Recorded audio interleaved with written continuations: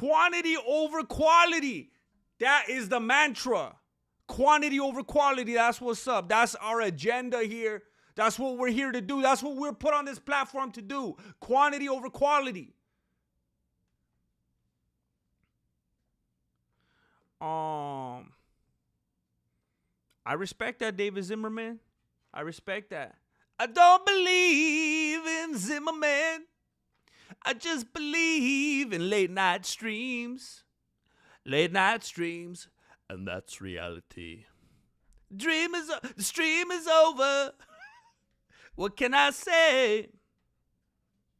I was the Grandmaster. What's up, Guru Sis? Guru's extended family? Mr. Carry the Rocks? It's good to be heard, David Zimmerman. It's good to be heard. Yes. R.I.P. to Ozzy Osbourne. You know what I've been doing? What I've been doing the past couple days? I've been listening to Ozzy Osbourne in the headphones as I'm watching The Cosby Show. And as I'm reading my John MacArthur study Bible.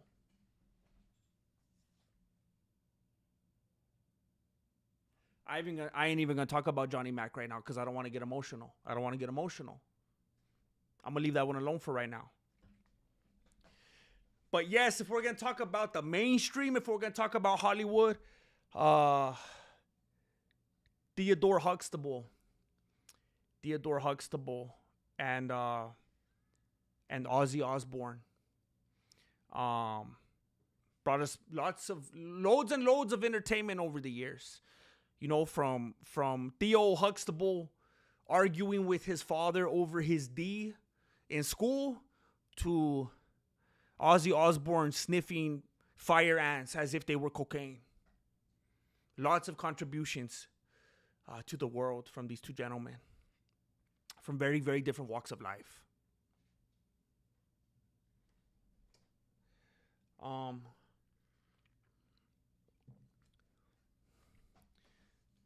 I urge you all to listen to War Pigs tonight. Just lay down and with a warm glass of milk, and kick your feet up, listen to some Hand of Doom. You should be a new Jew Nauk boy, in my opinion. What does that mean? Marloka! What's up, Black Sabbath? That's some good working out music right there. That's some good working out music. Where's Noah? He's right here. What's up, Noah? Yeah, dank bread. Yeah, for real, I don't want to get it. I shouldn't get into that right now. I didn't even know that he passed away until yesterday. And that messed me up. And I haven't had time to sit down and really feel that yet. And I haven't let myself. That dude single-handedly might be one of the most important dudes ever in my life. Yeah. Which many people could say. That's not exclusive to me by any means. You remind me of Dasher Dog. Who's that? Are you saying you remind me of Dasher Dog, or is there someone named Dasher Dog?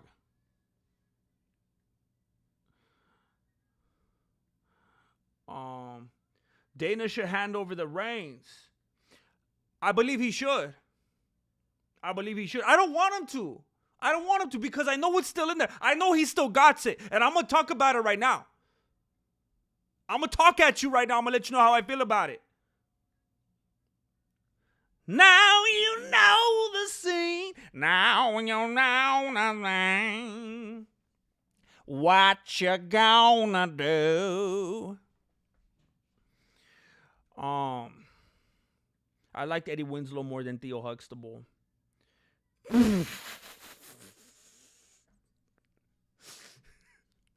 That's not the context we're talking about right here. We're supposed to be sad about Theo. We're not comparing young urban gentlemen. We're being sad about Theo Huxtable. We're not talking about who's my favorite black. Theo Huxtable was but I like Steve Urkel. Bro, I prefer Will Smith. What are we doing? The dude just passed away. He just passed away. Theodore Huxtable just passed away. And Kane Cash is like, you know what? I actually like Tupac better. Where are you getting this from, Kane Cash? I love it. I love it. I love it. Laughter is the best grieving. Laughter is the best grief. No, I like it. I love it, Kane Cash. I love it. You're 1K short of, you're always right on the brink. You live right on the edge, Kane Cash. You're 1K short. You live right on the edge. I love it. You like to live dangerously like Austin Powers. I love it. I'm sick in the beanie. I love it. No, it's all good. You don't have to apologize to anybody. I think it's hilarious. My first Bible was a John MacArthur study Bible, bro. I had the same influence on. Oh man, yeah. You know what? I actually have mine right here. I'm not gonna look it. I will never be ashamed. I will never hide my faith. I will never back down from what I believe. I'm not gonna give you a sermon. I'm not gonna preach to you. I've had a couple people specifically unsubscribe to me saying, I unsubscribe to you because you believe in a sky daddy. And I wasn't going to try to tell them, hey, you know what you believe in? Because that wasn't important. That wasn't important. But just real quick.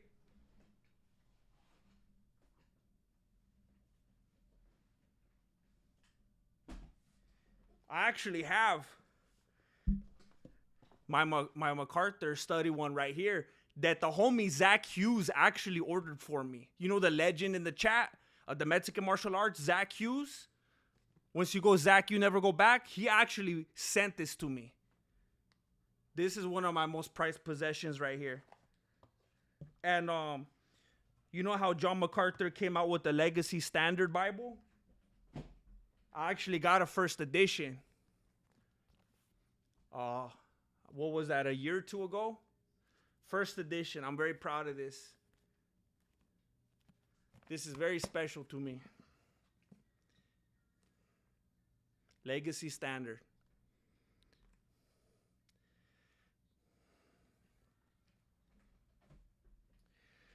Anyway, I'm gonna get to it. I'm gonna get to it right now. I got some stuff to talk about today. I'm just trying to welcome everybody. I'm trying to say hello. I wanted to add another K, but YouTube. Hey, you could do it on Rumble. YouTube has been so bad to me lately. YouTube has been so bad to me. I almost got back with Rumble. The other night, I was up at like 3 in the morning. And I was like, man, I wonder what Rumble's doing. I wonder if Rumble lost some weight. I wonder if Rumble's looking good. I wonder if Rumble's staying in shape, keeping it tight, So I went and I was scoping out Rumble, and it's like going back to that X, they're probably going to be different now. They're not going to cuss at me no more. They're not going to verbally abuse me. They were only messing around that one time with that person because they thought that we were on a break. Maybe there's some good to them. Deep down underneath, I know there is some good in Rumble. I was thinking about it.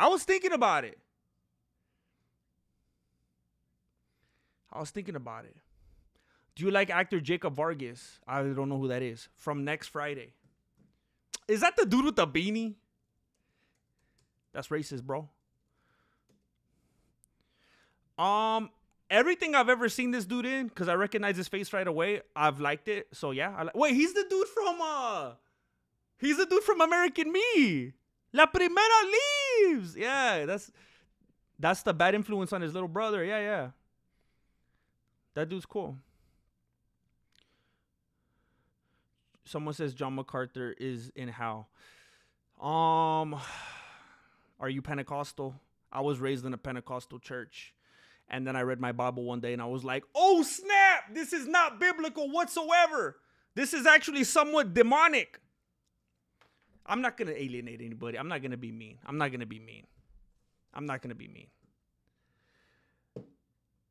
But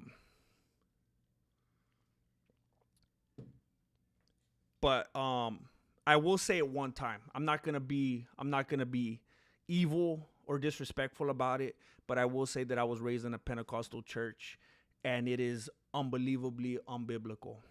If you care about that sort of thing, if you care about whether what you're doing or not is biblical, it is wildly unbiblical. It is unbelievably subjective. It is extra biblical.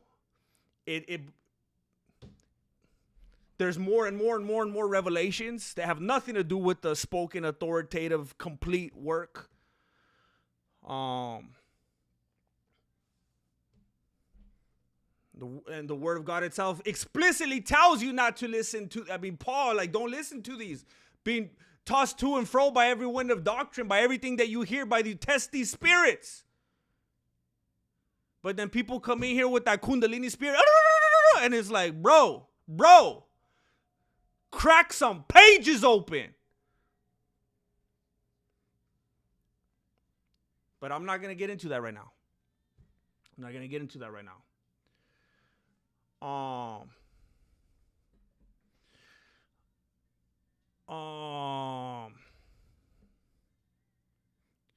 I like that, Rashad. I've been having some sleeping problems lately. I can't fall asleep without listening to something. I have an AirPod in every night, so I wouldn't mind. I wouldn't mind talking you to sleep. Rashad. If it's not King James version, I'm not messing with it. Yeah, I mean, King James. You know, that's exactly what Christ walked around with in his back pocket, with the King James, right? Hey, all love, bro. We're after the same dude, right? We got five.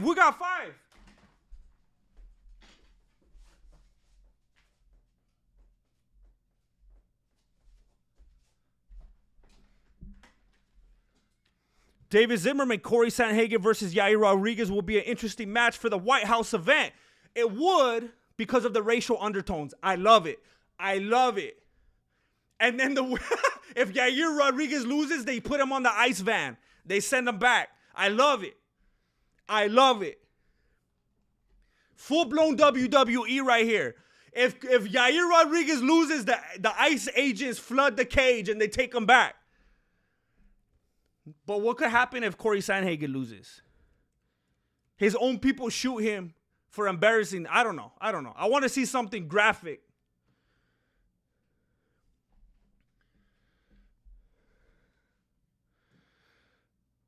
What's that difference with the Bible and the King James? I'm not even going to pretend to be some kind of expert on it, but from my brief study and knowledge on it, politics,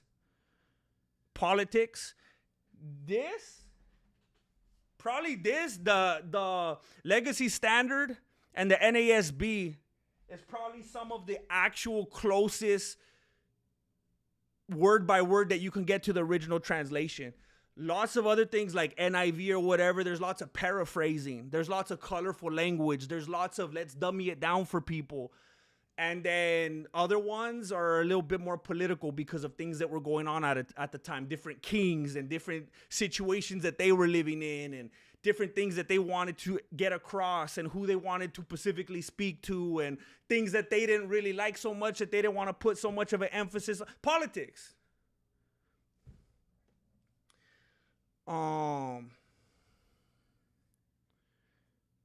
Guru Sis. Hey, I hope you do, bro. I hope you do.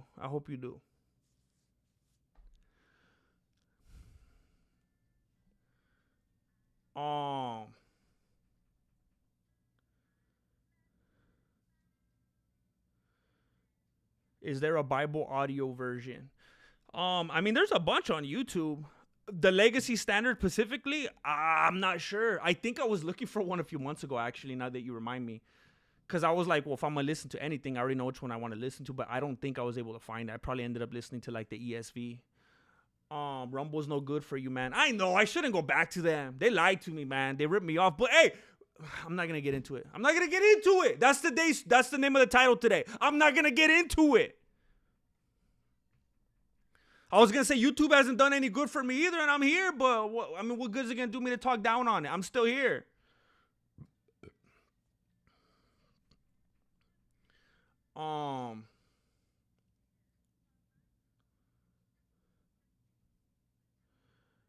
What's up, bunny?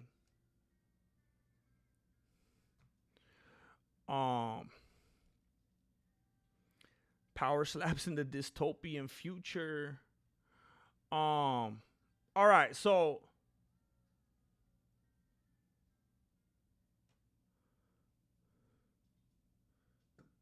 ay ay ay ay ay ay.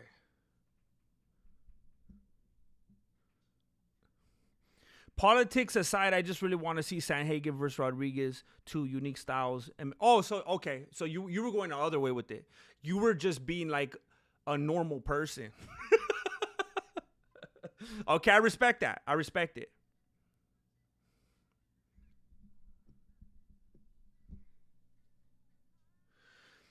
Dog, not gonna lie, I've become kind of alcoholic ever since breaking up with my girl. How do you get over breaking up with literally the love of my life? Have you ever been in this situation, Grandmaster?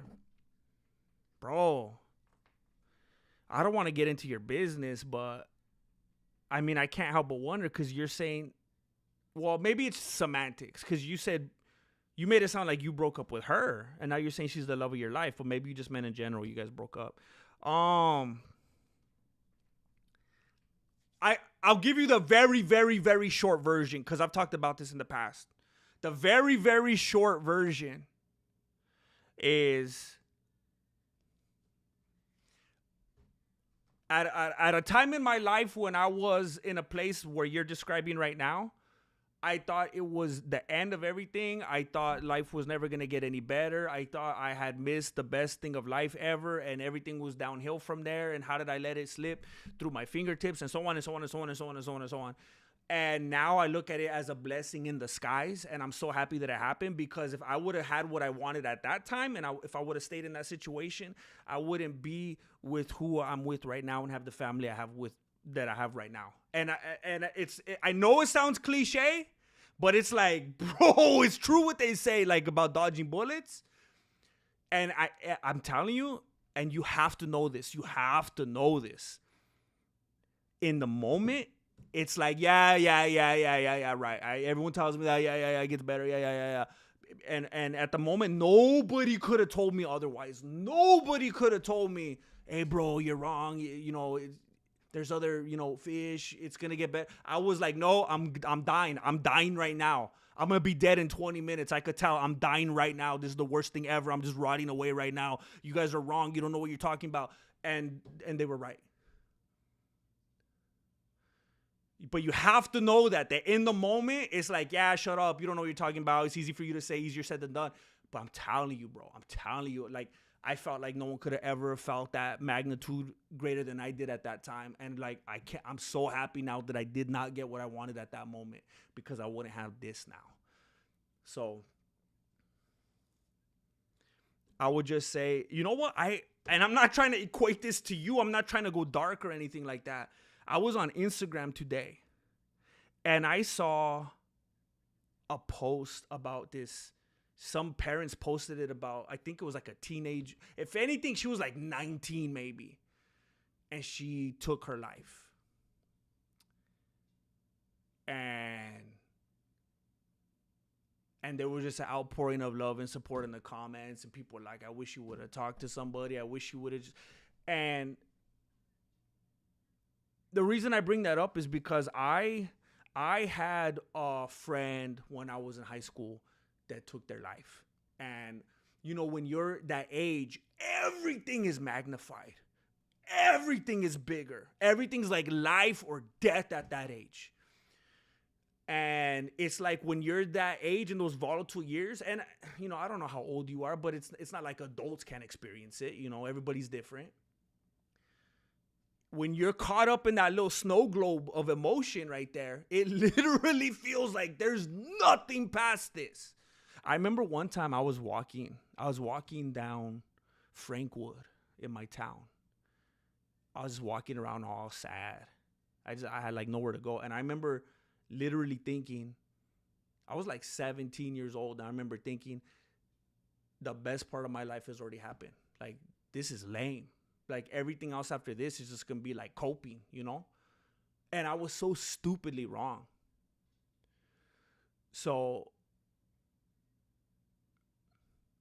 you just got to get past that like intense wave of emotion, and there's a period of mourning, because when you spend so much time with people like that, you form like this type of union that like you're going to have a mourning period.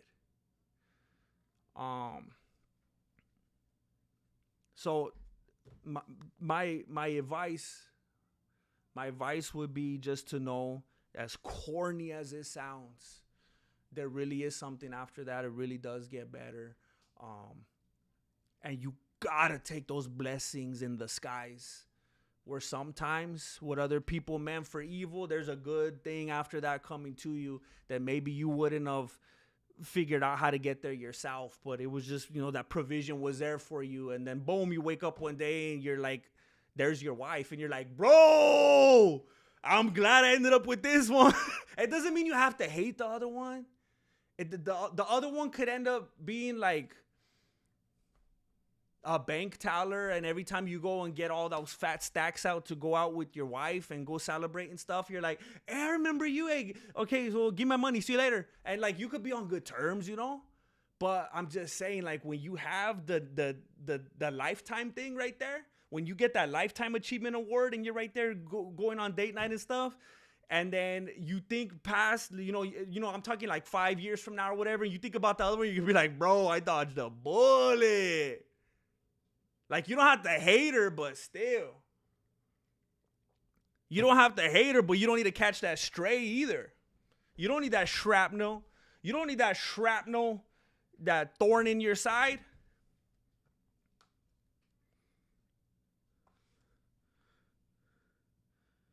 I think this stream's going to be longer than I planned it to, because I haven't even got to my first topic yet. I'm going to leave timestamps.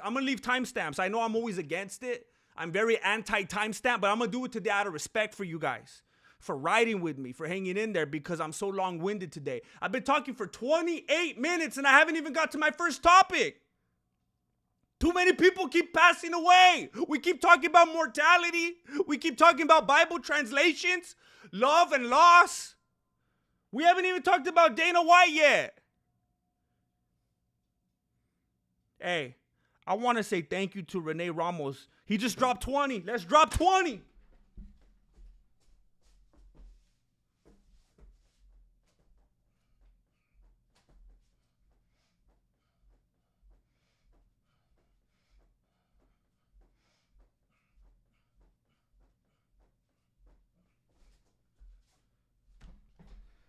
You drop 20, I drop 20. We do this together.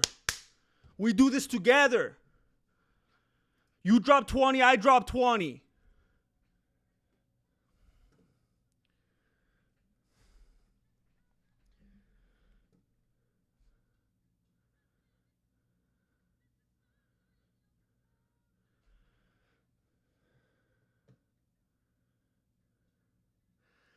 Serio, Angel. Serio. Hey, look it. I'm not going to say this too loud right now.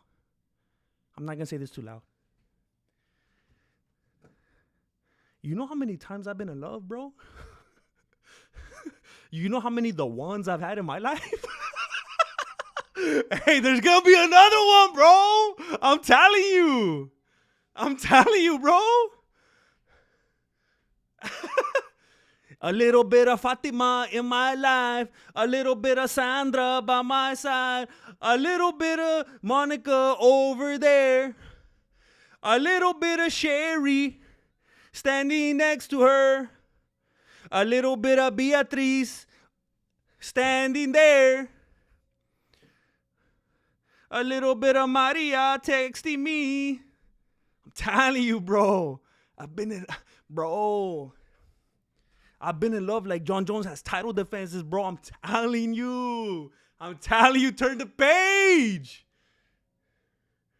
I'm telling you, falling in and out of love, in and out of love with you. Falling in and out of love, in and out of love with you. I'm telling you, that's how you're going to get over this, Rashad. You got to go YouTube, Tyrone Woodley, in and out of love. You just got to go down when you're going to work, when you're going to the store, when you're going to the library, just in and out of love, falling in and out of love with you. Falling in and out of love, in and out of love with you. I'm telling you, that's the only thing that's going to heal your heart.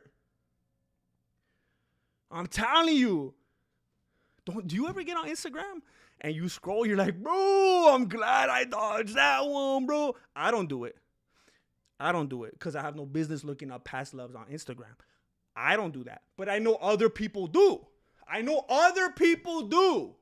And I live vivaciously through them. And that's all I need. I'm telling you, bro. Hey, don't scare me, bro. Hey, man.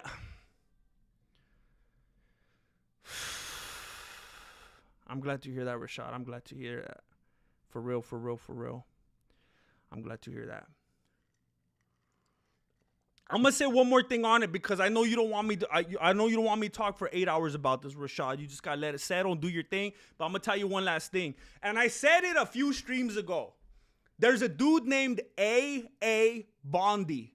Initial A, B-O-N-D-Y. A.A. Bondy. And he wrote this song, and I forgot what it was called. But he has a lyric. If you type in his name and you type in the lyric, the song will come up. But he has this line, and he's picking his guitar, and he goes, oh, but love, it don't die. It just goes from girl to girl. And I remember I heard that.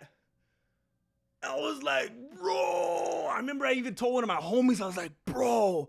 Like, we were both going through it, and I took it to his pad, and I was like, bro, turn the lights off. Like, you know, like, because we were like, you don't want to see, homies don't want to see each other crying and stuff, you know? And we put it on. He was like, but love, it don't die. It just goes from girl to girl. And it was heavy, bro. It was heavy, like that love that you have within you, bro. That love that you have to pass on, to give to another. That love is still there, bro. It doesn't die. That flame that you got within you to share with someone else, that 1 year, that 5 year, that 10 year, that 15-year anniversary, the kids, the grandkids, all that, it doesn't die, bro. And I don't want you to sound like you're going to have like 13 wives or nothing like that. But I'm just saying, it's like the dude says, it don't die. It's just, you're holding on to that flame for the next. It's like the Olympics level, you know? Just don't let that flame go out, bro. Let's work, GML. That's what's up. You dropped 20. I dropped 20, Dennis.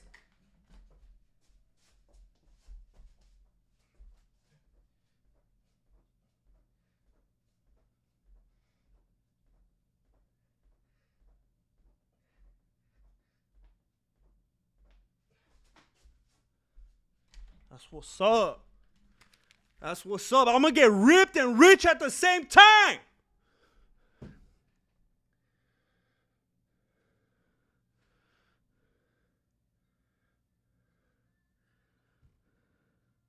Okay, look. All right, look. Bro, I'm going to screenshot that, Rashad. I'm going to screenshot that. Rashad, I need that wedding invitation, bro. I need that wedding invitation. I don't know if it's going to be in a year and a half, 3 years, 4.5 years. I don't know when it's going to be, but I need that wedding invitation, bro. This is the night that it changed for you. This is the night that it turned around. Unfortunately, for a lot of people, like that poor girl that I saw that Instagram post on, that night never came for her. She thought it was too much. There's nothing after this. Many people left behind in her wake, loving her, missing her, crying over her. That 1 year, 3 years, 5 years down the road, they'd have been laughing. They'd have been having lunch together at the Cheesecake Factory. They would have been playing with their babies. They would have been out at the baseball game with the kids. Some people don't get past that storm, bro.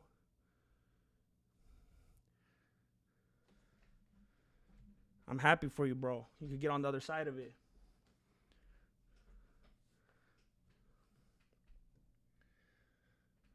Thoughts on Moicano refusing the money. Is Brendan Schaub right? Yes, Brendan Schaub is right. And I'm saying that with my actions. It's not lip service. I'm saying that Brendan Schaub is correct as far as his take on Money Moicano. And I'm saying it with my actions. And by that, I mean, just like when I was talking with Jesse on Fire earlier today when we did a live stream together. Oh, snap! You didn't even know we did that, did you? Scope it out after this one. We did a live stream together this morning. I told Jesse on Fire, he's the only dude I wake up that early for. The last time I was awake that early is when my tío Beto was in the hospital because he had a heart attack. Because you know those dudes always have it real early in the morning. I've done 2 podcasts with that dude, and I have to wake up at the time I'm usually going to bed, but it's worth it. I like that dude. And I told Jesse on Fire, the way that I'm agreeing with Brendan Schaub as far as my actions is because my videos that I've been doing lately, the ones that I don't edit anymore, that is how I'm doing the opposite of Moicano. What Moicano was doing when I first heard about it, I was like, dang, that's integrity. Respect. That's integrity. He's saying, I don't need that. I don't need nothing I didn't work for. And you could say, you could make the argument, maybe even quite legally now, because of this whole thing, and the fact that it went as far as being on paper, being agreed upon, being legal, they're paying them out. Okay, but him saying, I'm going to work for my money, and I'm going to do the work that I signed on paper for. They could call an audible later. They could make adjustments, but I'm a man of my word. I'm traditional. I'm old school. I'm a foreigner. That's how, that's how people like that thing. Real old school. I'm going to work for everything I get. I don't want no handouts, nothing like that. So that, I remember when I first heard, I was like, bro, that's heavy right there. Respect. Not a lot of people could do that. But then I thought, you know what? I would have to put that $200,000 where my mouth is, And I wouldn't do the same. I could say that now. And it's because back in the day, before I took my hiatus and I went to Sling Cars, I was a YouTuber, right? And I was always making those highly edited videos, Photoshop, bunch of footage, downloads, cutting it up, chopping it up, UFC footage, all that kind of stuff. Took like 2-3 weeks to make a video. And I remember people would tell me, just don't do that. Do it easier. Don't do the edits. We'll be here anyway. And I was like, I can't. I'm an artist. I have too much pride in my work. I feel lazy when I just talk and upload. I don't like it. It hurts me, causes me physical pain. And what good did that get me? What good did that get me? I'm having to sell my house now. I had to go sell cars. It got me nowhere. Maybe take like a 2-year hiatus on YouTube, take steps back because of my integrity, because of being an artist, because of saying, no, I'm going to put my chancla down and I'm going to put out good work. I'm not going to put out that lazy work. And where did it get me? No, I'm going to do the edits. I'm going to get all the footage. I'm going to write the scripts. I'm not just going to go off the dome. I'm going to make sure everything's perfect. I'm going to put sound effects. I'm going to do all this. And where did it get me? Meanwhile, other people are going, record. Hey, I'm going to talk. Record, upload. And it got them in much better places than it got me.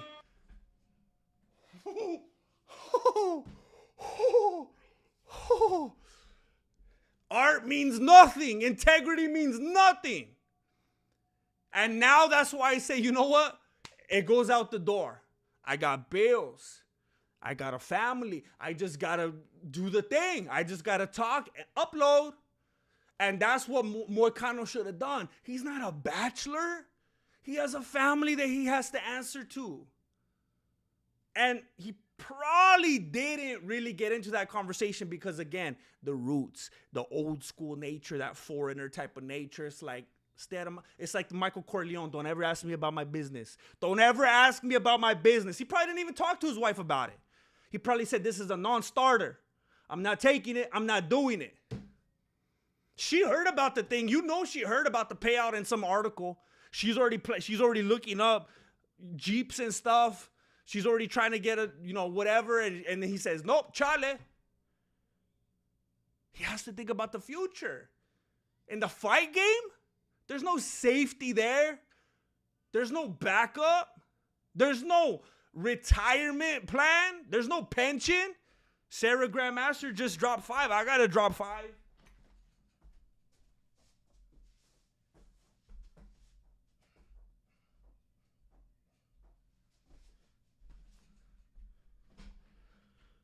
No push-ups, twerk for 5 minutes. I didn't even read it yet. Hey, Sarah Grandmaster. The last time I twerked for 5 minutes on my stream, I got age restricted. So unfortunately, you don't want me to get age restricted, do you? I know that's not what you want, Sarah Grandmaster. I know that's not what you want. All right, so look. Moicano should have took the money. Can I respect the dude that's saying, no, I agree to something. My word is bond, homie. Yes, I could respect that. But realistically,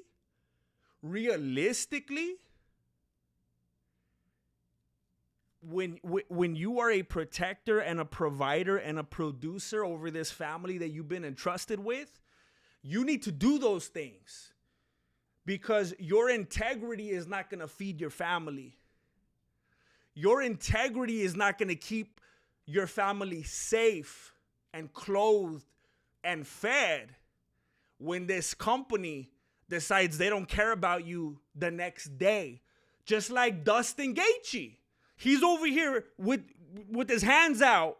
Please, sir, I want some more. He's over here with his hands out, begging the UFC. It's the most pathetic. It's the saddest look. It's these sad, pathetic ultimatums. Please, UFC, give me a title shot, or I'm not gonna play with you no more. Please, UFC, I deserve this. Give me this title shot, or I'm gonna leave. I'm gonna leave, and I'm not gonna come back this time. I heard you say that yesterday, Dustin Gaethje. Give me a title shot, or I'm not gonna do this anymore. I'm gonna retire. Dustin Gaethje, I heard you say that 5 days ago. Why are you still here? I'm going to retire. I mean it this time. Dustin Gaethje, I've been hearing you say that for 2 weeks. By the way, I was listening to a podcast the other day with TJ Dillashaw on the Jackson podcast.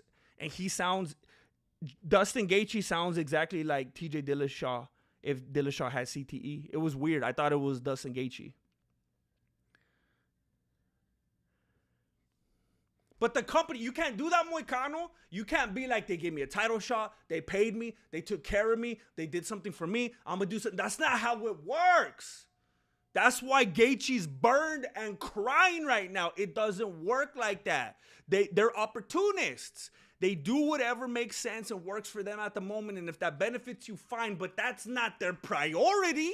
They're not always thinking, whoa, hold up. How does this benefit Money Moicano? No, you benefited them in that moment, and they have all the money in the world to go, all right, here, shut up and do it. Make sure you show up that night and cut the weight. They don't feel indebted to you, especially after they paid you the money. How are they indebted to you after they paid you? After they paid you their debt, how are they indebted to you? They're not. He should have took the money. And Dustin Gaethje, and I want to say this, I want to make this very clear, and I don't know if they're in here, but the MMA community at large, the MMA community as a whole, you guys did this. You guys did this to Dustin Gaethje. You created this monster. I told you, I've been telling you for years that Dustin Gaethje is a rock'em sock'em punching bag. And that there's no skill, no talent beyond that. And everyone building him up. Are you kidding me? Dustin Gaethje has hands like Francis Ngannou. Are you kidding me? Have you seen the weight of...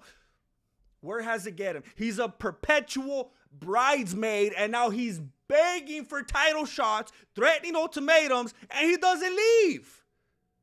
He keeps threatening to get his ball, take his ball home and leave, and he doesn't go. And you guys created this monster because he became that fan favorite. And you built up that ego and you made him think that he's something that he's not. You enabled him. You're a bunch of enablers. Shame on you. Not you guys, but you guys. But not you guys. You know, I'm not talking about you guys, but you guys. And you know who you are.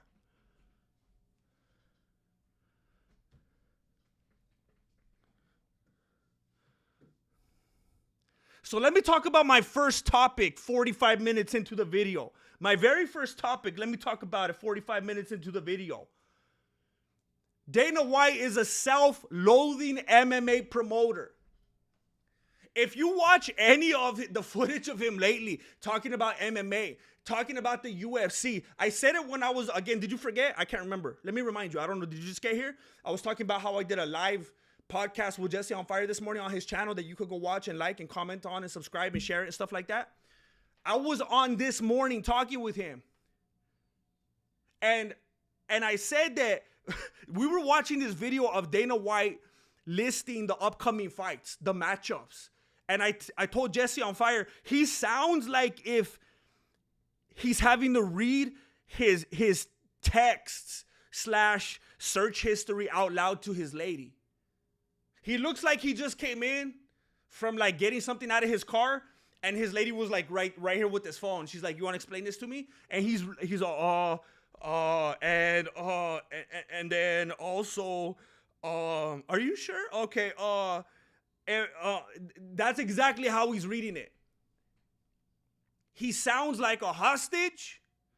He sounds like he hates his life, like he has no motivation for what he's doing. And this is in stark contrast to when you watch the BKFC press conference with Conor McGregor. When I watched that, I became a fanboy.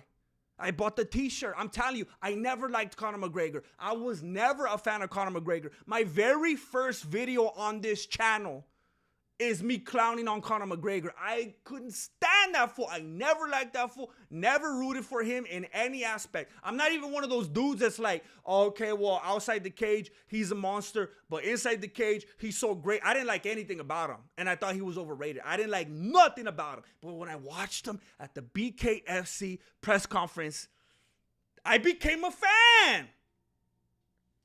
I'm telling you, it's like when R. Kelly went to prison. And then all of a sudden, I Can't Stop Singing remixed to Ignition. It's like when Michael Jackson died, and all of a sudden it's Billie Jean, not my love. You know how that happens.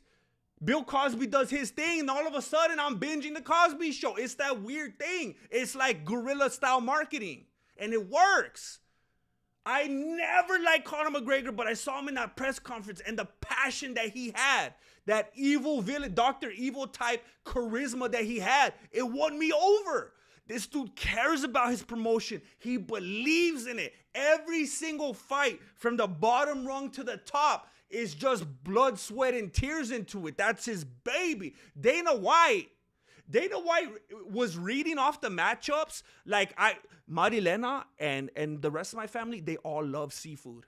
And I kind of hate them for it sometimes because I think seafood is repulsive. I think it's disgusting. I shared on Twitter the other day, there's this weird thing where people are like, oh, cockroaches are gross and bugs and stuff, but they'll eat like the cockroaches of the sea. They'll eat like the lobster and it doesn't make any sense. Seafood is disgusting. It's slimy. It's stinky. It's gross. It's disgusting. And I felt like when I'm sitting in one of those restaurants and I'm reading the menu out loud, I'm like, bro, for real, they don't have like a cheeseburger for the kids? And I'm just like hating my life and I'm reading it out loud depressed.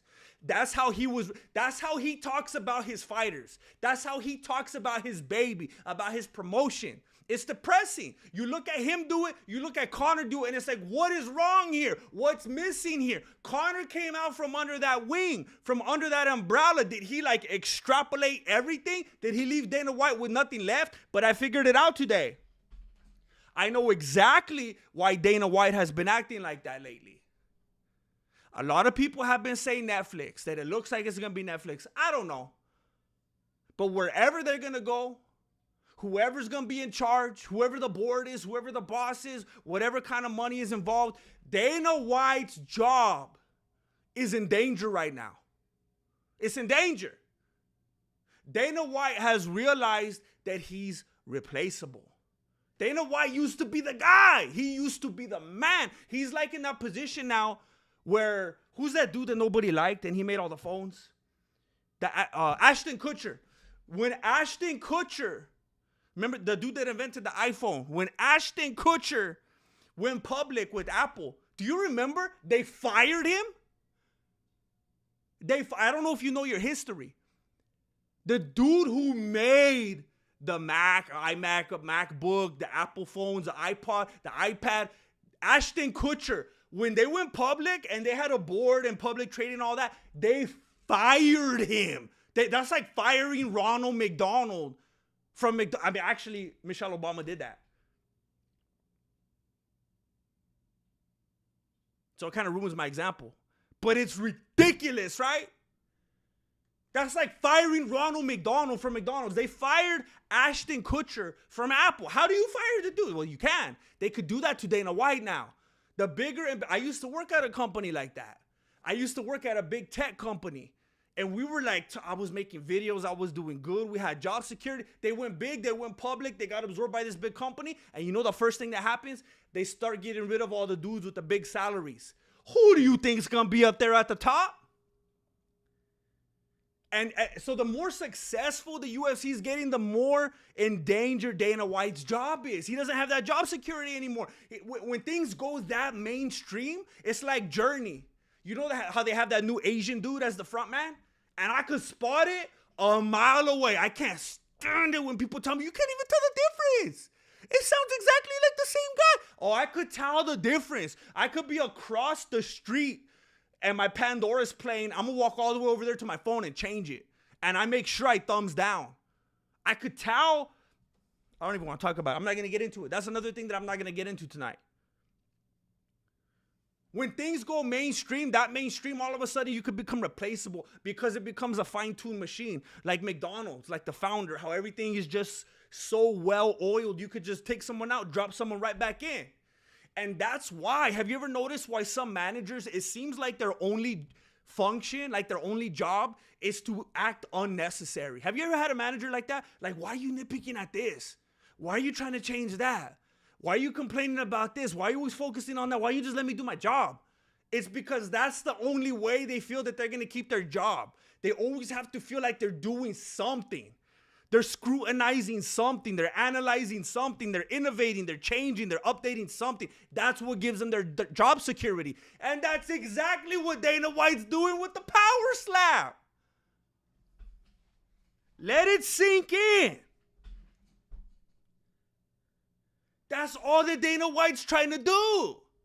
He's trying to create job security. That's why he's doing what he's doing with the power slap. That's why he's messing around with boxing. And then there was another thing. I think it's when he was talking with the Nauk boys recently.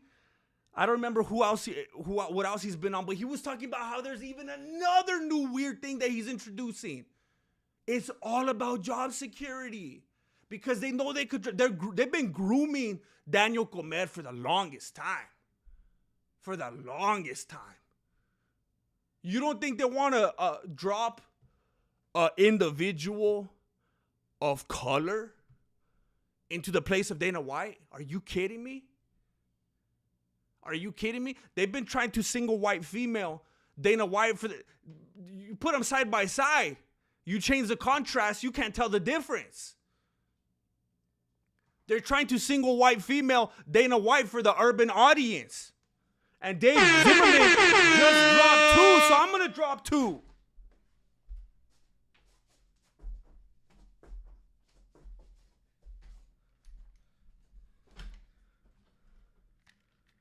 Marketing. It's that drug, I'm telling you. It's what makes the world go round. Dana White bought ridiculousness on MTV. Did he? I'm telling you. He's trying to expand that portfolio. And I know people hate on Dana White. And here's the thing. This happens with me all the time. It either makes you think that I love people that I don't really care for or that I hate people that I actually like. That's what happens when you speak the truth. It separates. It tends to be divisive when I don't even mean for it to be. Because the truth just cuts through like that. So a lot of the times I know I say stuff that is anti-Dana White, but he's made the UFC into a thing that we all love and that we all spend our time on. And it's been going in different directions, possibly because it's been getting more and more out of his hands. But he's looking like he doesn't care about it anymore. It looks like he doesn't want to do it. And I believe that that's why. He's trying to focus his efforts on other things for that job security. And if that's what keeps him in the reins of the UFC, then I'm okay with it. I'm okay with it. Because I said it a long time ago. Who else are we going to get? If they push Dana White out of the UFC, who are they going to give us? Nick Cannon?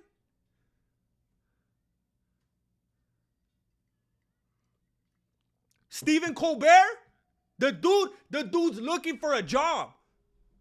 If they give it to a big mainstream company, we're going to have Stephen Colbert heading the UFC.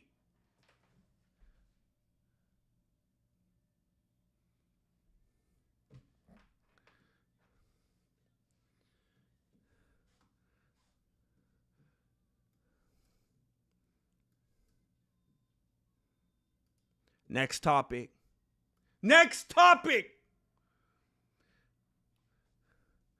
We got Aspinall versus Serial Gane announced. Aspinall versus Serial Gane.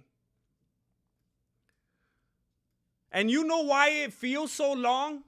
You know why it's been dragging on? Because they're trying to replicate the 100 Years' War. They're trying to do the UK versus France all over again. History repeats itself. Have you taken your Adderall yet, Grandmaster? You dropped 2, I'm going to drop 2.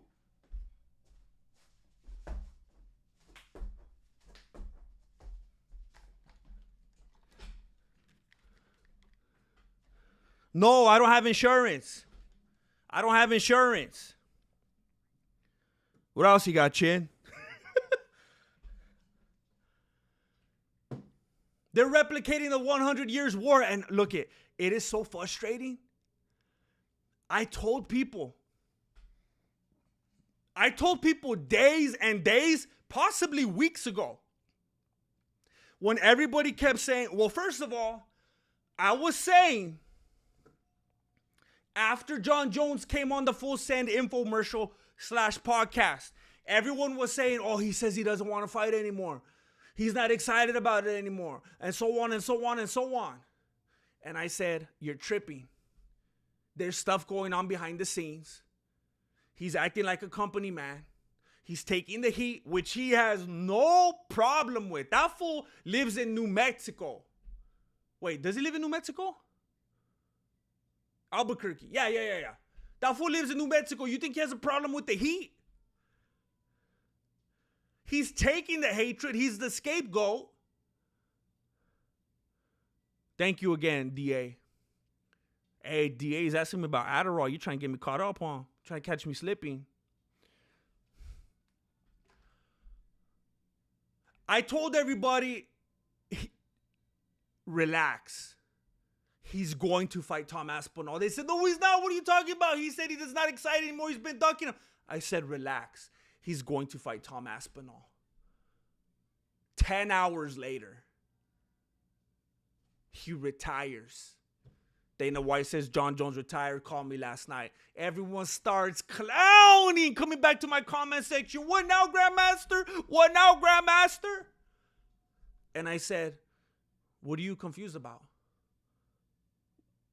You think he's done? How short are your attention spans? History repeats itself. And I made a video showing time after time after time after time of all these athletes coming out of retirement. Repeatedly, different sports, MMA, UFC. There's so many precedents for this. And no, he's not. No, you don't know what you're talking about. And then he actually comes out of retirement. And then I say, now what? And then I didn't see anyone coming back to my comment sections. Then they didn't want to come back. But I stood firm. And I said it's all part of the plan. And then I start bringing up, I know there's different people in the mix. Jon Jones, Tom Aspinall, Serial Gane, Francis Ngannou, Alex Pereira, Derrick Lewis. And it starts becoming a freak show. So many names involved, how this can play out. And there are different ways it could play out. My hope and my belief is that we are leaning toward an open man tournament. I believe they are trying to replicate the intensity and the heart of the BKFC with the open weight tournament. Donald Trump is very old school. He likes that 1993 style UFC. There's a lot of big names right now to make it make sense. This is going to be different. It's going to be a different kind of fight. Why are they going to go all the way to the White House just to do something typical? It's got to be different. And I've been saying they're going to coordinate it so that the American ends up still fighting Aspinall at the White House. And then I even said the night that Derrick Lewis fought, I said this the night of, and I said it live in the Mexican Fight Companion. I said, you know what? The UFC likes Derrick Lewis. They know people love him. He loves his wife. He's a family man. He's going to show up. He wants that title. He wants Aspinall. He's hungry. They can't count on Jones. I said that before Dana said it. Of course, he could have come to that conclusion 10 years ago. It's nothing crazy. But I said it before Dana White said it out loud. I said, you know what? I could see them wanting to, especially when Derrick Lewis was on the phone. When Derrick Lewis was on the phone with Donald Trump. At first, when Derrick Lewis was on the phone, I thought he was talking to like one of his cousins or something like that. At first, I thought he was talking to a family member. But then right away, I was like, nah, because they would be on speakerphone. That doesn't make sense. And then they said it was Donald Trump. Derrick Lewis was on the phone with Donald Trump. He was in Dana White's favor. He's up there holding Dana White's phone. And the wheels start turning. I'm like, they're grooming Derrick Lewis to be the American to represent over there because they know they could count on him and they know that he's hungry. And now he's a new mythical fighter. We got Skinny Lewis. And then right after that, they start talking about how Dana White can't trust Jon Jones anymore. Oh, big surprise. I got 2 and I got 5. I got 2 from Sarah Grandmaster and I got 5 from Koki 007.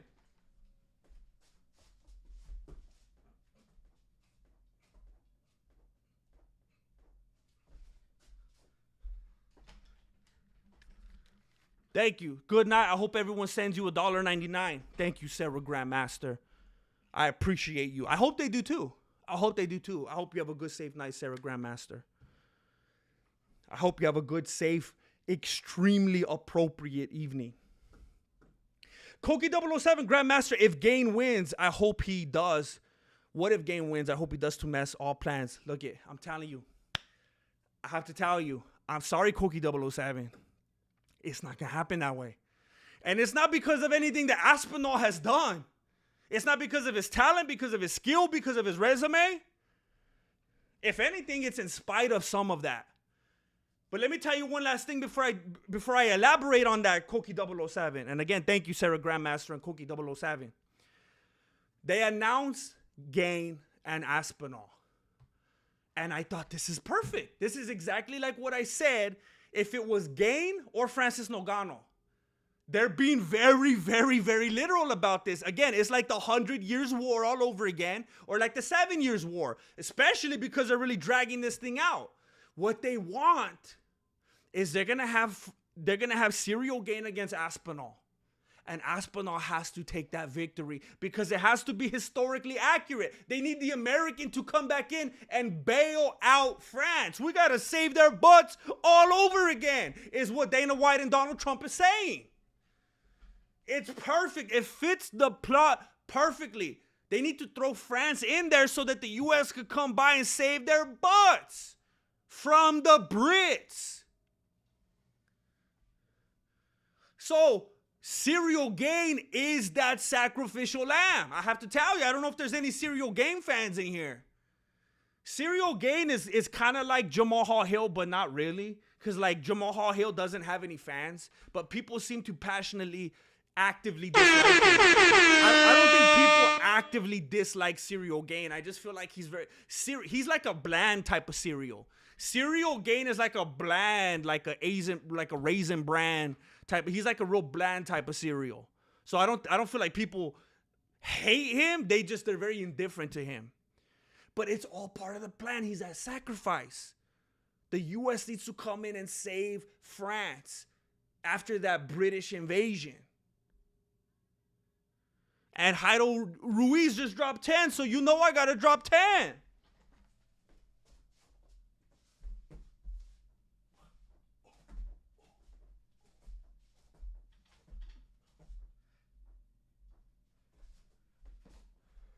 I need a push-up cam. Dang, gang, I miss Jesse. I'm glad you up. That Netflix take you had was perfect. I'm going to love my dog before it passes. Oh, you saw that? Thank you, Jairo. Thank you. Yeah, I mentioned it when I was talking with Jesse on Fire earlier. Did I mention that? Did you guys miss that? That I had a live podcast stream with Jesse on Fire earlier on his channel that you could go watch after this stream and like and comment and share and that kind of stuff? When I was talking with him about how potentially the UFC could go to Netflix and the pay-per-view model will be gone, I was telling him, and this isn't original to me, I heard it somewhere. I don't remember where I heard it. To be honest, and I'll give him credit.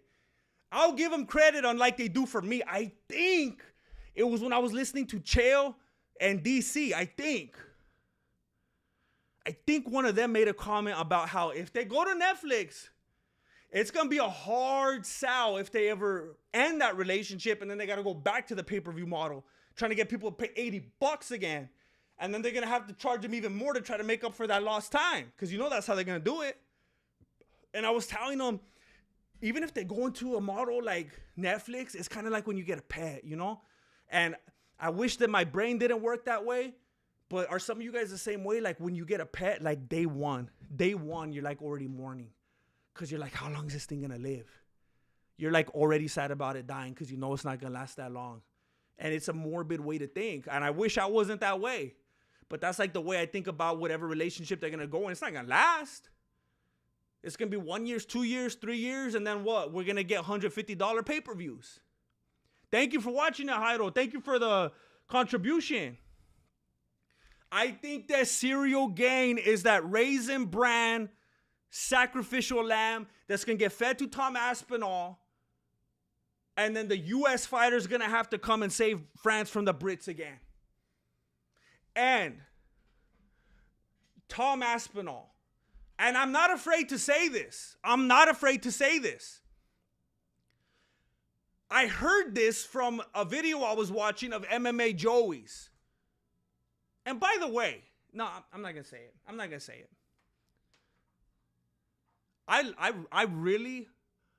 I really like a lot of his takes. He is someone that I've heard that is against the general mainstream UFC driven narrative that we hear over and over again. And I appreciate that. I respect that about him. And a lot of the things he say, we have the exact same take. So I just want to shout that out. But I wouldn't feel right if I didn't tell him that he's the one that planted that seed. And it made me think about it. And I believe it's true. Tom Aspinall, as far as I'm confirmed, after stealing the idea from MMA Joey, I think he got elevated to the status that he got because he got like immortalized because of the whole Jon Jones thing. So because of people, it's like a misdirection. It's a misdirected passion. It's like the hatred that people, all that negativity that people harbor for Jon Jones, it's like they placed that on Tom Aspinall and turned it into adoration. It's all misdirected. It could have been anybody. Tom Aspinall's a variable. It could have been anybody. It could have been that dude that just lost to Derrick Lewis. It doesn't matter. Whoever Jones was ducking, that's the new poster boy. That's the dude that Jones is scared of. That's the dude that we gotta love now. That's the dude, he must be a monster if Jones ran from him. And all that over years and years and picos and testing and failures and all this crazy stuff, DUI, all of that got placed onto Tom in a 180 type of feeling. And it's just this crazy distortion of him just getting unbelievably elevated lately. And I said it to Jesse on Fire earlier, because Jesse on Fire, he kind of disagreed with me. And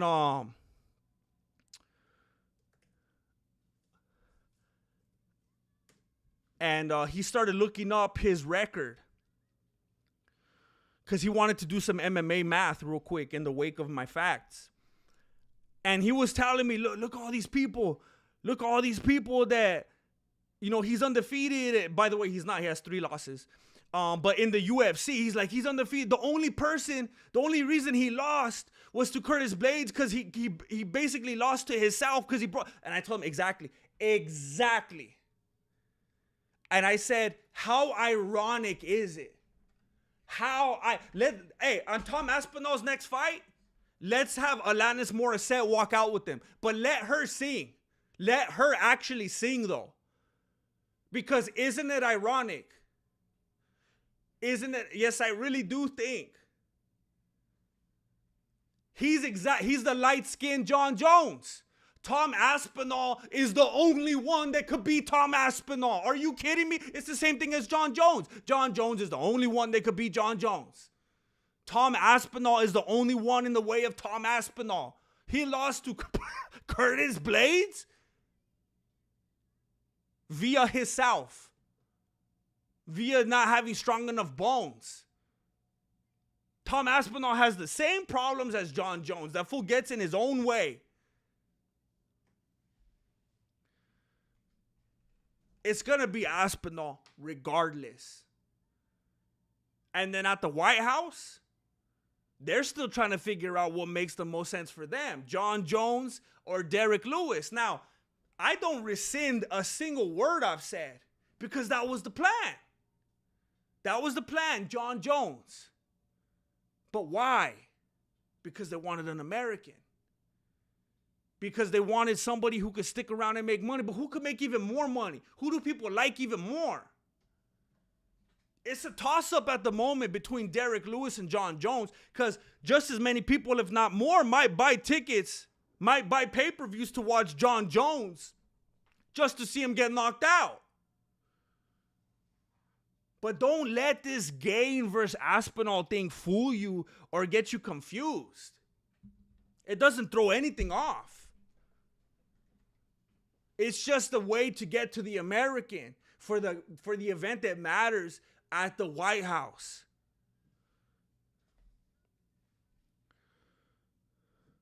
Next topic.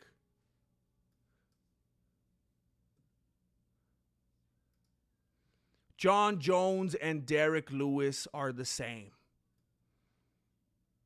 And I completely forgot that I had an image for this because I just talked about it. Donald Trump wants to do the most high-level LARPing that we have ever witnessed. He wants for the 250th anniversary of the Declaration of Independence, he wants to see America versus the UK all over again. And it made the most sense. What are we talking about? Heavyweight? Aspinall? British? Who's going to be the heavyweight? We got a bunch of dudes' names we can't even pronounce right now in heavyweight. It's pretty much 2 guys. Jon Jones or Derrick Lewis. Now, I love Derrick Lewis. He's a funny dude. He's a likable dude. But I don't know if there's anybody that could legitimately, with a clear conscience, say that Derrick Lewis did not receive an early stoppage victory a couple events ago. And I wanted him to win. And I'm glad he won. But the fashion in which it happened clearly reveals a narrative. And the most obvious thing is what they called in the decision. They could have called a DQ. I'm so tired of hearing people say, he cheated. There's no way he could have got up. He wasn't getting up. There's no way on earth he would have got up without grabbing the cage. Okay, cool. I'm hearing every single one of you.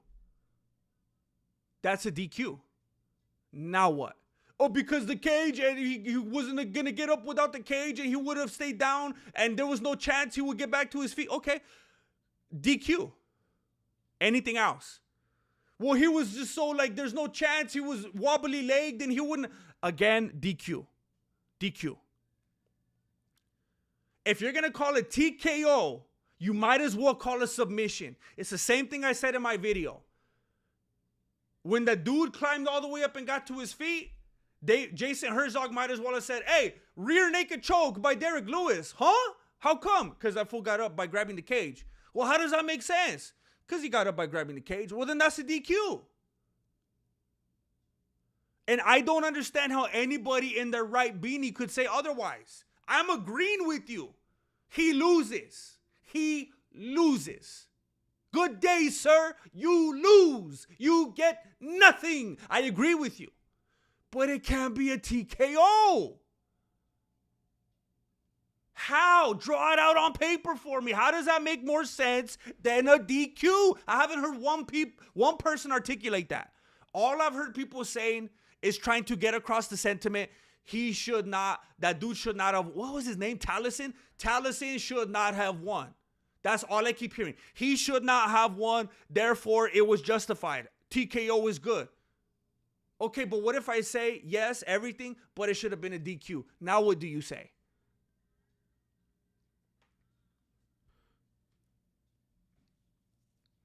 As far as the UFC is confirmed right now, Derrick Lewis and Jon Jones are completely interchangeable. They are both Americans. And it's a nice juxtaposition. Not only is one American, one's British, but we don't want any white on white violence. And we don't want black on black violence. We want some color contrast. We want to see a light-skinned dude and a dark-skinned dude. And let's stop trying to pretend that we don't. It creates the best optics. It's easy on the eyes. You see two black dudes, you see two white dudes, they move too quickly, you don't know who's who. It's a nice juxtaposition. I don't know about you, but I prefer black on white violence and white on black violence, whatever way you cut it. If Jon Jones can't get his act together, if he gets incarcerated, if he dies, they have Derrick Lewis. He was groomed to be the perfect replacement.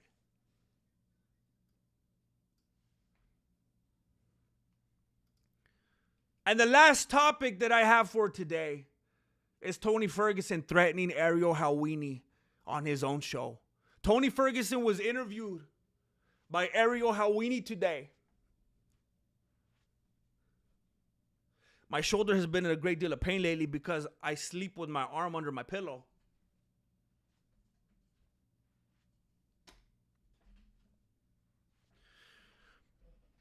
He came on Ariel Helwani's show today, and he came on nursing a glove. Go watch the video. The opening frame, he's putting on a glove and he's brandishing it. And he's threatening Ariel Helwani. The first thing he starts saying is, hey Ariel, what did I hear? What did I hear about you saying that this card was a joke? What was that, Ariel? What was I hearing about you clowning on this card and about my fight? What'd you say again? Can you repeat that for me? And Ariel's like, no, I didn't say that. Oh no, I was like, dang, he's fighting again. Nobody told me. I want a front row ticket. I didn't even. Why didn't you tell me? Some backpedaling, a little bit of backpedaling, but he came on brandishing a glove in a threatening manner. Tony Ferguson is fighting again. He's boxing, and he's very self-conscious about it. He's doing what other fighters have been doing with Jake Paul, with a much much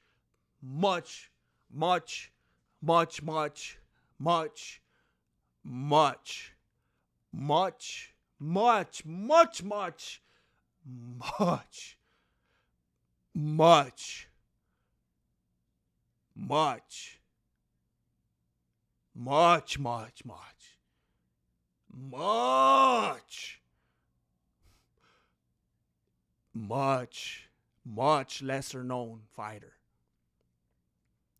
And a lot of people are clowning on him for that. And again, he's getting insecure. But you know what? For the first time ever, I gotta hand it to him. For the first time ever, I gotta admit, you know what? Hold on, brother. I'm clapping for you. I gotta give it up for Tony Ferguson. I gotta hand it to the dude. He's doing the exact opposite of Money Moicano right now. Tony Ferguson has thrown all integrity out the window. No pride, no ego, no self-respect, losing all face. And he's doing it for his family. The dude is a meme and he knows it. He's a meme and he's fighting a meme. He's fighting a dude named Salt Poppy. Have you seen what Salt Poppy does online? The depths that Tony Ferguson is willing to sink to provide for his family is inspiring. You have somebody showing up at Money Moicano's door trying to force hand him as if he's serving him. Force him to take 200 grand. He's going, chale. And his kid's like, I need new shoes. Chale. You'll work for those shoes. You will work for them. I want you to be like Jackie Chan's kids. You're going to work for everything you ever had. You want to watch Rush Hour? You have to go buy the DVD.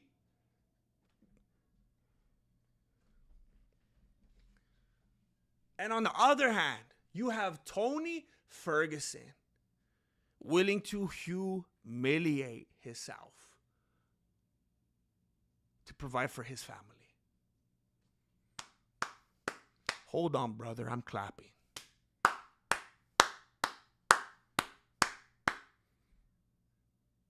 I do nothing but tell the truth. And when he was in the UFC and he was fighting and he was being an idiot, I will talk about it, yeah. But if he decides to do the right thing, I'm going to talk about that too. Good for him. Good for him. It's a paycheck. It's a paycheck. And think about it, on your job. It's not win or lose. Tony Ferguson could go in there and lose. But it's not about that. Think about when you go to work every day. Think about it in terms of win or lose. Think about it for real. Win or lose. Could you say you win every day when you go to work? You could be a teacher. You could be a cashier. You could be a construction worker. You could be a painter. You could be a scientist. You could be a dentist. You could be a masseuse. Is every day a victory? Could you say, I won. I got the performance of the night. Could you say that every day? Or some days you're like, man, I can't do this again. I don't feel like I don't think I did a good job today. I feel like I kind of dropped the ball. I feel like I'm kind of subpar today. So why do we got to treat these fools like that on every single outing? He's making money for his family, just like Alexander Volkanovski said. One of the dudes that I got to admit, I never thought I heard talking like that. But he said it when he was on the podcast with Mighty Mouse. He said, it's not about, legacy. It's not about wins or whatever. I'm doing this. I started doing this to provide for my family. It's a check. It's a paycheck. And you could tell still by his character and the way he said it and expressed it and stuff like that. That didn't by any means mean that he was saying he doesn't care if he wins or loses or that that's not important to him. But it was cool that he made it very clear that his family will always be the priority. And I feel like that's what Tony Ferguson is doing right now.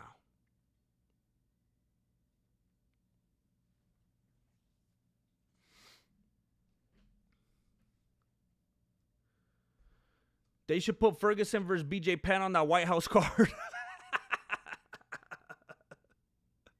Yeah. That's what I'm talking about. Imagine if Ferguson comes off a win with Salt Poppy. Then it would make sense right there.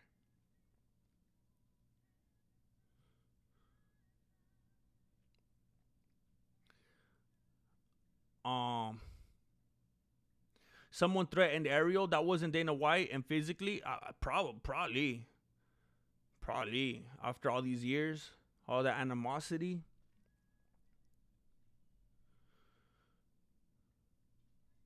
I mean, maybe we could see Tony Ferguson and Conor McGregor in boxing. We could see Conor McGregor and Tony Ferguson in a boxing match. We could see him in a BMF title.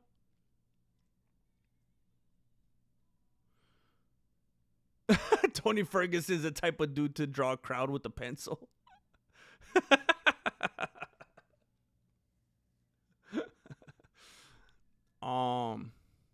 He'll fight Salt Poppy, but how would he do at the dealership? He would not do good, Diggity Dan. Hey, man, it's good to see you, Diggity Dan. He would not do good at the dealership. You got to be likable, bro. You got to be likable. Ice tried to apprehend Tony Ferguson, and he whooped the whole squad of them. You think he could? I do want to watch Rush Hour. I'd like to watch it too. It's been a long time since I just sat down and really watched a movie. I want to get back to that point, man. Just have some leisure in my life, you know? Tony Ferguson's the type of dude to have his biggest fight after breaking a record length of losses. Hey, it's that patience. Softball, pride gloves, sunglasses. Tony is scary, though. Don't trick yourself. Yeah. That reminds me when you're talking about his sunglasses. I don't know if you saw that footage where he was shadowboxing earlier today. He almost, you know how he had, how he lost the unanimous decision to those cables a few years ago? He almost tripped on the curtain behind him. You know, like that white sheet that they drape behind you when you're like in photos, when it's like picture day and like videos. Did you see he stepped back and he almost tripped on that sheet? He almost did it all over again. I'm like Evel Knievel. I get paid for the attempt. Is that from something? That's good. It's I'm talking with the doctor right now, playback room. I said it in a couple streams ago. If we're not able to do it, I'm just gonna lose it. But we're trying to get some hair. We're doing a hair transplant from my upper thighs. So I could get this like Magnum PI. So I'm just trying to let them know where the follicles are at right now, and I'm gonna try to get some off my upper thighs. Salt Poppy's gonna be cute certified. Hello, nice to meet you, internet personality. Oh, CT. Okay, I was trying to decipher that. You think Tony's gonna do him like that? I couldn't make Ferguson so much money doing promotions, playing up his crazy personality like stuff back in the magazines, Sea Monkeys. I mean, he was perfect for like a WWE type of personality. That was right up his alley. Maybe it's not too late. I mean, if he could hang with the traveling. Somebody, Diggity Dan, someone was saying, what about Tony Ferguson and Ben Askren? And I said, I would say, someone said that when I was streaming with Jesse on Fire. I said, that's messed up. Like, that's not funny. That's messed up. Because, you know, Tony's in a rough part of his life right now. And I feel like Ben Askren will walk right through him. So, I just, you know, I don't want to kick Tony Ferguson while he's down, you know.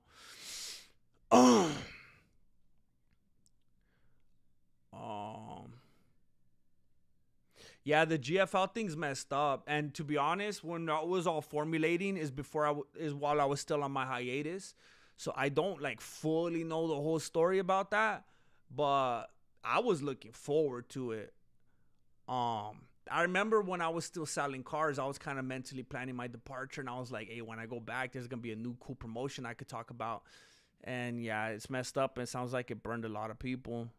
Yeah, so I heard Bryce Mitchell was walking around naked in Dubai, and some dudes got mad at him, which I thought was weird because I thought the dudes over there like to like hang around with each other naked and stuff like that. And I'm not trying to be disrespectful, but like I thought it was like a cultural thing.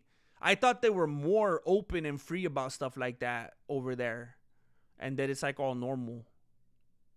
So that's surprised. Maybe they just didn't like what they were seeing on that dude. Tony Ferguson versus Khabib was my... Well, hey, Shauna, I mean, if you look what some of these other fighters did to... I mean, look at what Oliveira did. Look at what Oliveira did to Ferguson. Imagine Khabib. Ferguson got spared, man. He got spared. It comes out tomorrow on Netflix, Happy Gilmore? So I could watch it like tonight at midnight? Man, I love, like, especially the classics, but like, yeah, like the classic Adam Sandler era. And then, like, even though some of the stuff later on wasn't my thing, like, I really like that dude.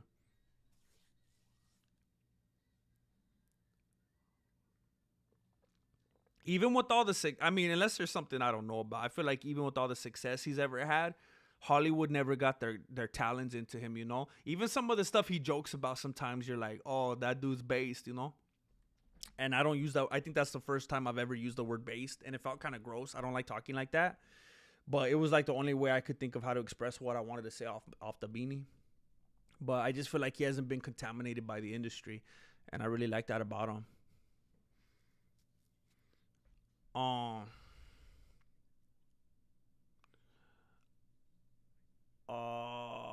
I saw that slip. He threw a hook and his foot slid.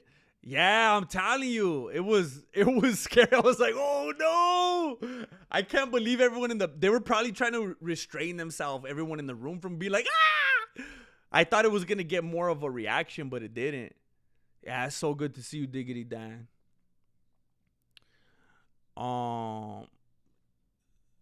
Wait, what? Armenian? What did he say that?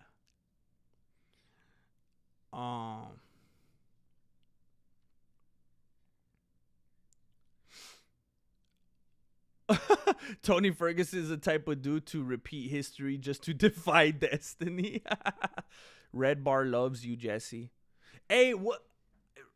Red Bar, he made a video about one of my videos years ago, and it was flattering. It was very nice of him. I don't know if he's ever seen anything since, but I remember that one video. That was cool.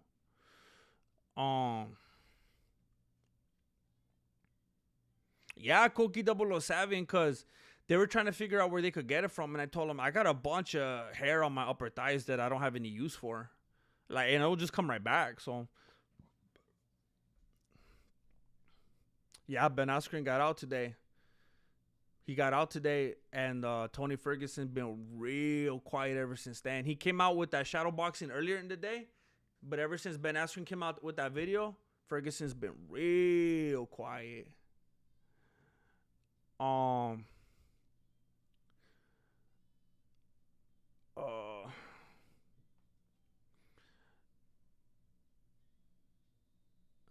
It's haram to show. Okay. Beware of the naked man.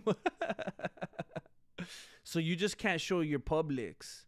So Bryce Mitchell's privates became his publics. That was the problem. So everything else is good. You just gotta have, like, you just gotta cover that little area. Now I got it.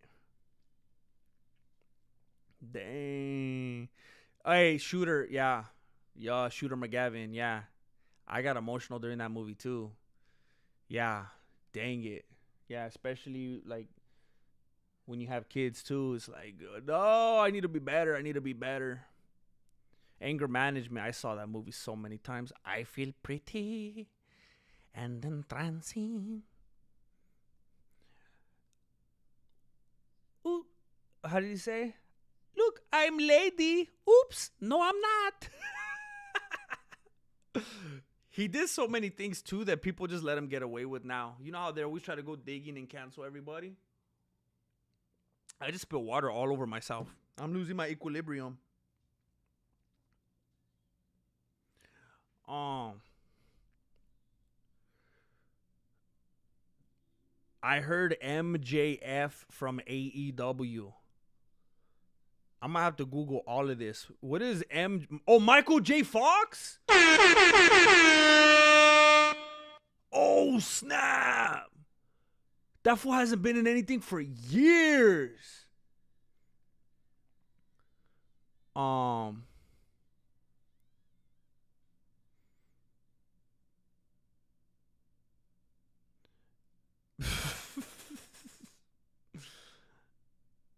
Koki 007. 5 for 5, bro. 5 for 5. I don't even care that it was arm day. 5 for 5.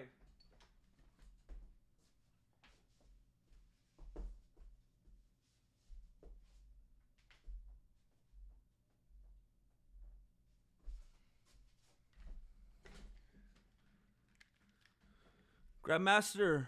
Wait, that was old one.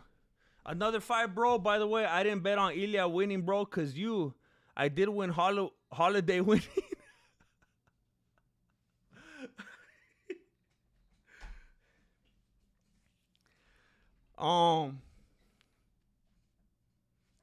Yeah, there's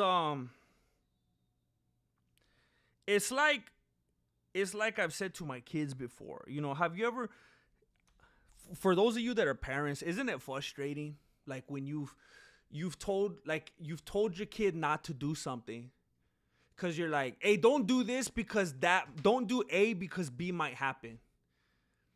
And then the times that they've messed up or forgot or whatever, and they did it, and then B didn't happen, it's like, dang it. Now it just reinforces in their mind, my parents just saying that. It's not going to happen. And you know what I'm talking about? And then you got to tell them, like, hey, you could do it 10 times. And the 11th time it's going to happen and you're going to be sorry. Because we've all been there.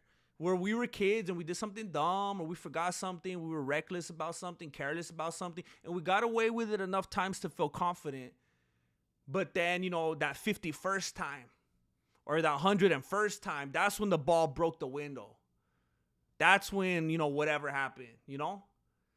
And I feel like that's what happened with Ilia Tapoera and Charles Oliveira, where time after time after time after time, Oliveira defied all logic because he's a Brazilian zombie. Time after time. And I thought, you know what? I cannot doubt him this time because he's shown time and time again. But then you know what? The dude came straight out of The Walking Dead, Ilia Tapoera, and it turns out he was a zombie killer. And it was that 101st time. Time after time after time after time, Oliveira did his thing. He got away with it, took shots to the dome, got back up, did his thing. But not this time. So that's why I said after, I got to stick by everything I said, because everything I said about Oliveira remained true except the one thing. How could we have known he was facing the zombie killer? I'm sorry about that, bro. I'm sorry about that, bro. We got to make up for it somewhere else.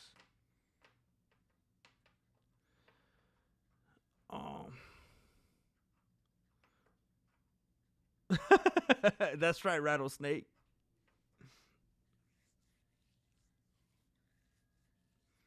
You should keep doing this, and the chat will make you keep doing push-ups, bro. Since you're not doing OnlyFans.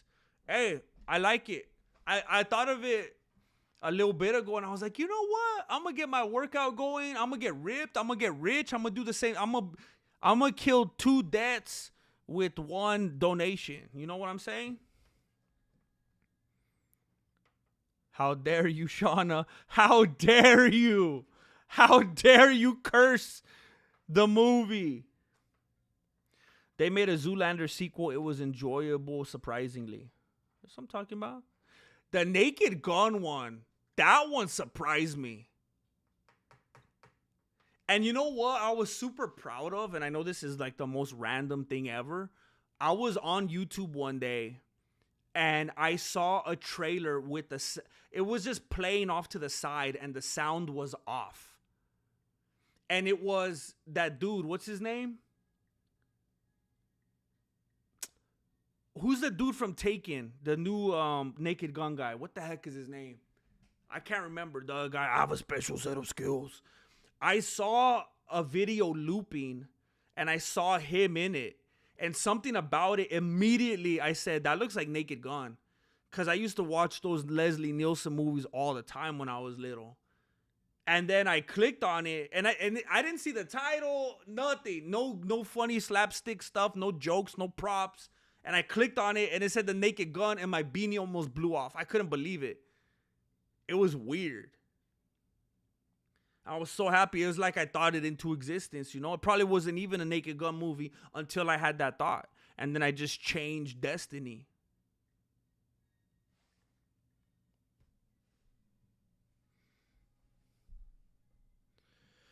Hey, Grandmaster, do you respect the Second Amendment? You seem like a good dude. Well, let me look up what the Second Amendment is. I think I know what it is, but I just want to be sure. The Second Amendment to the U.S. Constitution protects the... Oh, yeah. That's just common sense. Of course. What? I think it was... I was listening to a podcast the other day, and it made me laugh. And it was about Mexico. And I'm not even going to go... I mean, you already know. I say Mexico, and you all already know what you're thinking. And the dude was talking about how it's illegal to have guns in Mexico. And I feel like I knew that before, but I forgot or something. And it felt like I was hearing that for the first time ever. And I just started laughing out loud. And it's like, they're illegal in Mexico? And we already all know what our impression is. You know what I'm saying. I'm not trying to be unnecessary and go hard and be offensive, but they're illegal in Mexico? Do you think it helps or makes a difference in Mexico? That's all I'm going to say about that. So I was like, yeah, that's not it. It's probably about, medicating everybody. It's probably about all these diseases that people have mentally, and instead we're promoting these mental diseases and putting beautiful labels on them. Anyway, Liam Neeson. Hey, that's good. That's pretty funny. I never saw how similar those were. Gaethje and Bisping are in that movie. In the Naked Gun movie? What? Oh, heck yeah, Airplane.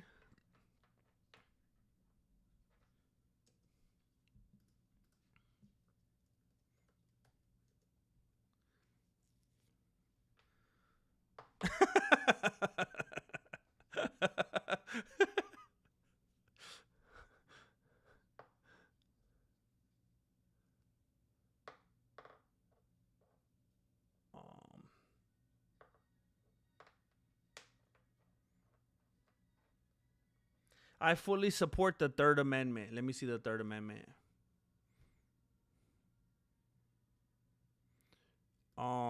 What is the Third Amendment? The Third Amendment to the U.S. Constitution prohibits the government from forcing citizens to house soldiers. Prohibits the government from forcing citizens to... What? Prohibits the government... So some places do that, I guess. Wow. Yeah, that's crazy. Yeah, for real. Same here, Angel.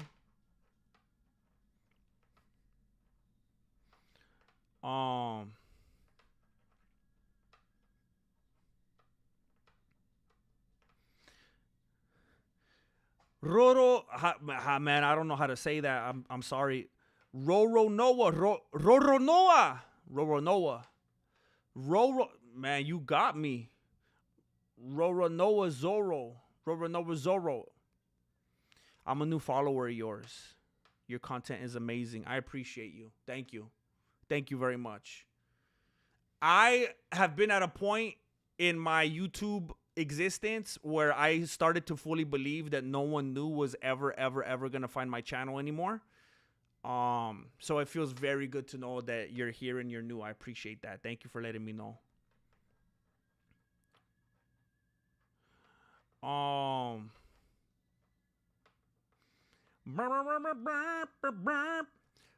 right. I had a lot of different topics today. I'm trying to do something different. I don't want to just come on here and waste your time. I don't want to just come stare at you and speak into the void.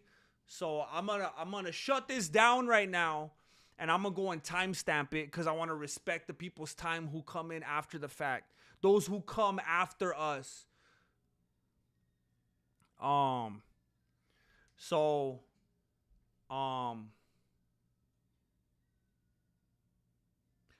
just a little update. I think I'm going to be doing it was a few weeks ago, if you remember. I was streaming like crazy. I was streaming every day, and we were on that quantity over quality. You know, I keep looking at the wrong camera. You're right here. You guys, this whole time you guys have been like, excuse me, my eyes are up here. I was streaming a lot a few weeks ago. And then I started trying to make videos because I'm a YouTuber. I like making videos. And I've been having a hard time with figuring out how to make that work because I still have a job. And they're just not doing well. They are not doing well. And I've been hearing things and reading things, and I've been like, you know what? I guess it all kind of makes sense, and it lines up perfectly for what's going on in my life right now. That from what I'm understanding from all the research I'm doing, it looks like it might make the most sense to try to get my channel back on track is to be doing more streams. So I think perfect. Because a hangout like this, just chopping it up and coming on here, talking about some relevant things, reading through the chat, is a lot more feasible and sustainable than putting out those videos every day. So this is an experiment. And I know there's been some back and forth lately, but I still have every intention of being active every day. I've been posting like crazy. I've been active on the channel more than ever. So as of right now, my every intention is to be getting on just about every day, if not for sure every single day with the stream. So I'm going to do my best to keep them as structured as possible, to keep them as entertaining as possible. I'm going to do my best to keep putting timestamps to come to you with relevant topics. I want to find that perfect balance of actually giving you some content, some topics, some actual UFC, MMA news, but also chopping it up with you in the chat. So I appreciate your patience as I get better and better at that. They call me Blake. Do the live streams. You get paid, though. Can you get sponsorships for these? So do the live streams. You get paid. Typically, I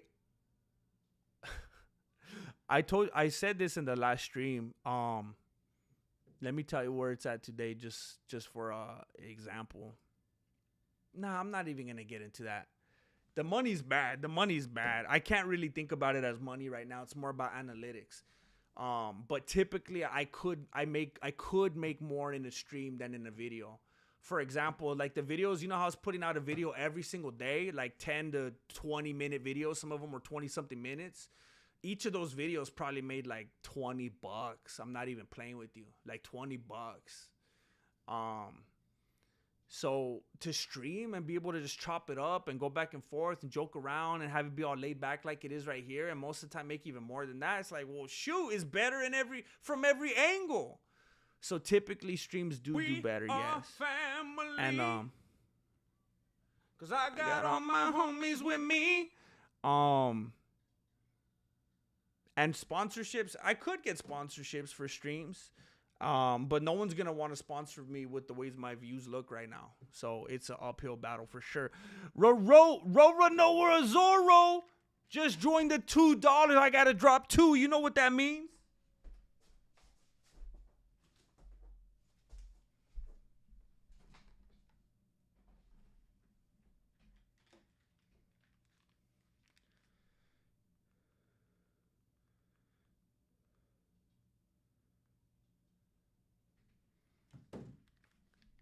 Thank you, Renato Moicano. I don't know how familiar you are with the platform and the membership tab and stuff like that, but if you click on the membership tab up top on my homepage, there's a bunch of content that you can see down there in the membership tab that is not viewable to other people. So please go take advantage of that. Lots of stuff in there. How about a collab with someone whose channel's currently active? I mean, I'm open to it. I've just been doing a couple collabs with Jesse on Fire. I have I think one other thing kind of in the works right now. I'm not against it. It's hard for me to get around sometimes because I'm broke. So I can't travel, you know. I've had people in the past ask me, "Hey, you want to come out here? You want to fly out here? You want to?" And I'm like, "Bro, I can't go anywhere." Make some PowerPoint slides. Print out pictures and hold them to the camera. Hey, I like that idea, actually. That would be unique, for real. Hey, I don't understand why people say they don't like MMA Joey. I'm just going to say, I don't get it. I don't get it. I was on there with Jesse on Fire, and I referenced MMA Joey, and people were like, oh, MMA Joey. And I wanted to ask him, tell me specifically, line by line, what you mean and why you don't like him. I don't get it. I don't get it. Thank you, David Gator. Thank you. Thank you, David Gator.